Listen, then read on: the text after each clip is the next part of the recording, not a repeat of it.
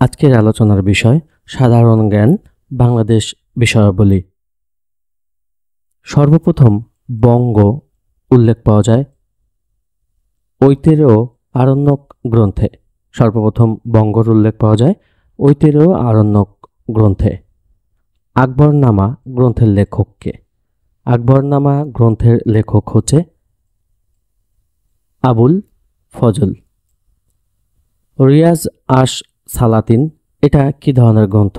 রিয়াজ আস সালাতিন এটি হচ্ছে একটি ঐতিহাসিক গ্রন্থ। আইনি আকবরী গ্রন্থের রচয়িতাকে? আইনি আকবরী গ্রন্থের রচয়িতা হচ্ছে আবুল ফজল। দেশবাচক বাংলা শব্দ সর্বপ্রথম ব্যবহৃত হয় কোন গ্রন্থে? দেশবাচক বাংলা শব্দটি সর্বপ্রথম ব্যবহৃত হয় হচ্ছে আইনি আকবরী গ্রন্থে। বাংলা দেশ ও ভাষা নামের উৎপত্তির বিষয়টি কোন গ্রন্থে সর্বাধিক উল্লেখিত হয়েছে? সঠিক উত্তরটি হচ্ছে আইনি আকবরী গ্রন্থে।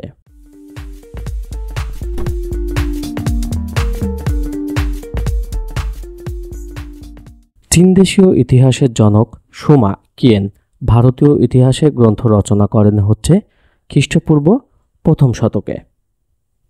তবকাত ই নাসিরি গ্রন্থের লেখক কে? তবকাত ই নাসিরি গ্রন্থের লেখক হচ্ছে মিনহাজি সিরাজ।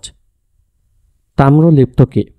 তাম্রলিপ্ত হচ্ছে প্রাচীন জনপদ। তাম্রলিপ্ত প্রাচীন জনপদ। তাম্রলিপি কি? তাম্রলিপি হচ্ছে তামার পাত্রে শাসনাদেশ। তাম্রলিপি তামার পাত্রে শাসনাদেশ। তামার পাত্রে খোদাই করা প্রাচীনকালের রাজাজ্ঞা হল তাম্রশাসন। তামার পাত্রে খোদাই করা প্রাচীনকালের রাজাজ্ঞা হল তাম্রশাসন। ইতিহাসের উৎস নয় কোনটি? ইতিহাসের উৎস নয় হচ্ছে পাঠ্য বই। পরিব্রাজক কে? পরিব্রাজক হচ্ছে পর্যটক। মেগাস্থনিস ছিলেন একজন রাষ্ট্রদূত। মেগাস্থনিস কার রাজসভার গ্রিক দূত ছিলেন? সঠিক উত্তর হচ্ছে চন্দ্রগুপ্ত মৌর্য। মেগাস্থনিস তার কোন গ্রন্থে ভারতীয় উপমহাদেশে সম্পর্কে মূল্যবান তথ্য লিপিবদ্ধ করেন? সঠিক উত্তর হচ্ছে ইন্ডিয়া। ফাহিয়েন ছিলেন হচ্ছে একজন পরিব্রাজক। ফাহিয়েন একজন পরিব্রাজক ছিলেন। বাংলায় প্রথম চৈনিক পরিব্রাজক কে? বাংলায় প্রথম চৈনিক পরিব্রাজক হচ্ছে ফাহিয়েন। চীনা পরিব্রাজক ফাহিয়েন কখন ভারতবর্ষে অবস্থান করেন?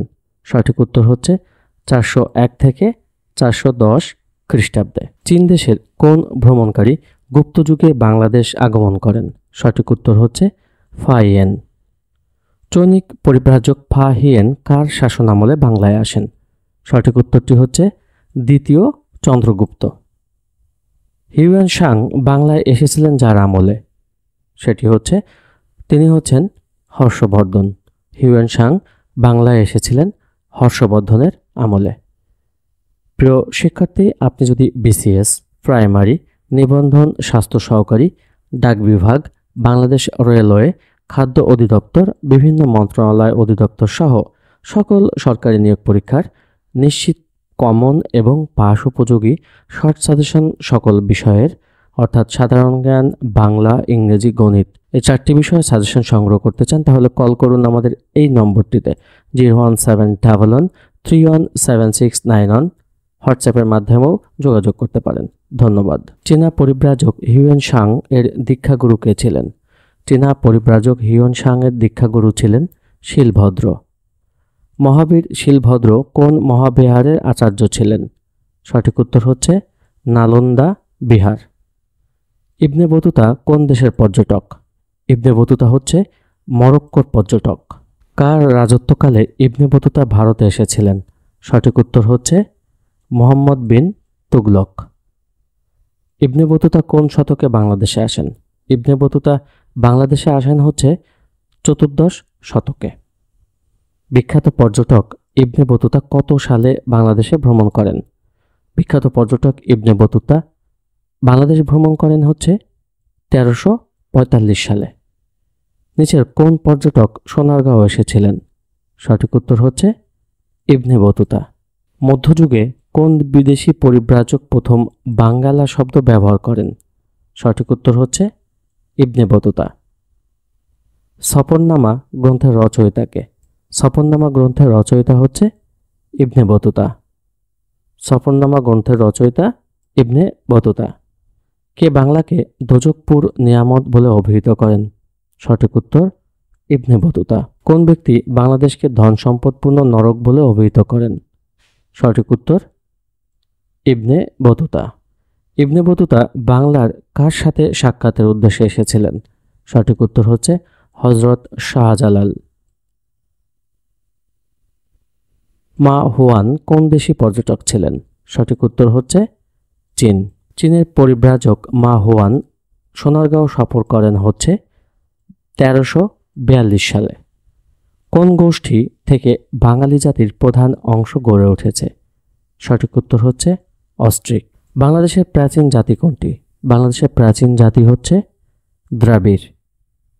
বাংলার আদি জনপদের আদিবাসীরা কোন জাতির অন্তর্ভুক্ত? সঠিক উত্তর হচ্ছে নিষাদ। আর্য এটি কিসের নাম? আর্য হচ্ছে জাতিগোষ্ঠীর নাম। আর্য জাতি কোন দেশ থেকে এসেছিল? আর্য জাতি এসেছিল ইরান থেকে। আর্যদের ধর্মগ্রন্থের নাম কি? আর্যদের ধর্মগ্রন্থের নাম হচ্ছে বেদ। আর্যদের আদি বাসস্থান কোথায় ছিল? আর্যদের আদি বাসস্থান ছিল ইউরাল পর্বতের দক্ষিণ তৃণভূমি অঞ্চলে।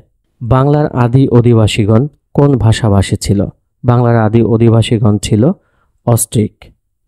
দক্ষিণ ভারতের আদি অধিবাসীদের কি নামে অভিহিত করা হয়? সঠিক উত্তর হচ্ছে দ্রাবিড়। বাংলার সর্বপ্রাচীন জনপদের নাম কি? বাংলার সর্বপ্রাচীন জনপদের নাম হচ্ছে পুন্ড্র। বাংলাদেশের সবচেয়ে প্রাচীন বসতি কোনটি? বাংলাদেশের সবচেয়ে প্রাচীন বসতি হচ্ছে পুন্ড্রবর্ধন। বাংলাদেশের প্রাচীনতম জনপদ কোনটি? বাংলাদেশের প্রাচীনতম জনপদ হচ্ছে মহাস্থানগড়। প্রাচীন বাংলায় পুন্ড্র নামটি ছিল একটি জনপদের। বগুড়া প্রাচীন বাংলার কোন জনপদের অন্তর্ভুক্ত? সঠিক উত্তর হচ্ছে পুন্ড্র। কোন নদীটি বঙ্গ জনপদের উত্তরাঞ্চলের সীমানা ছিল? বঙ্গ জনপদের উত্তরাঞ্চলের সীমানা ছিল হচ্ছে পদ্মা। গঙ্গারিডাই রাজ্যের অস্তিত্বকাল হচ্ছে খ্রিস্টপূর্ব 4th শতক। গঙ্গারিডি সম্পর্কে জানার উৎস হচ্ছে গ্রিক লেখকদের বিবরণ। গঙ্গারিডাই রাজ্যের অবস্থান ছিল কোথায়? সঠিক উত্তর হচ্ছে বাংলায়। গঙ্গারিডাই রাজ্যের অস্তিত্বকালে গ্রিক সেনাপতি ছিলেন আলেকজান্ডার। বর্তমান বৃহত্তর ঢাকা জেলা প্রাচীনকালে কোন জনপদের অন্তর্ভুক্ত ছিল? বর্তমান বৃহত্তর ঢাকা জেলা প্রাচীনকালে যে জনপদের অন্তর্ভুক্ত ছিল তা হচ্ছে বঙ্গ। কুষ্টিয়া জেলা কোন জনপদের অবস্থিত? সঠিক উত্তর হচ্ছে বঙ্গ। বর্তমান বৃহৎ বরিশাল ও ফরিদপুর এলাকা প্রাচীনকালে কোন জনপদের অন্তর্ভুক্ত ছিল? সঠিক উত্তর হচ্ছে বঙ্গ জনপদ। প্রাচীনকালে সমতট বলতে বাংলাদেশের কোন অংশকে বোঝানো হয়েছে? সঠিক উত্তর হচ্ছে কুমিল্লা ও নোয়াখালী অঞ্চল। শালবন বিহার প্রত্নস্থলটি কোন জনপদে অবস্থিত? সঠিক উত্তর হচ্ছে সমতট। পিরোজপুর জেলা কোন প্রাচীন জনপদের অন্তর্ভুক্ত ছিল? পিরোজপুর জেলা অন্তর্ভুক্ত ছিল চন্দ্রদ্বীপ জনপদের।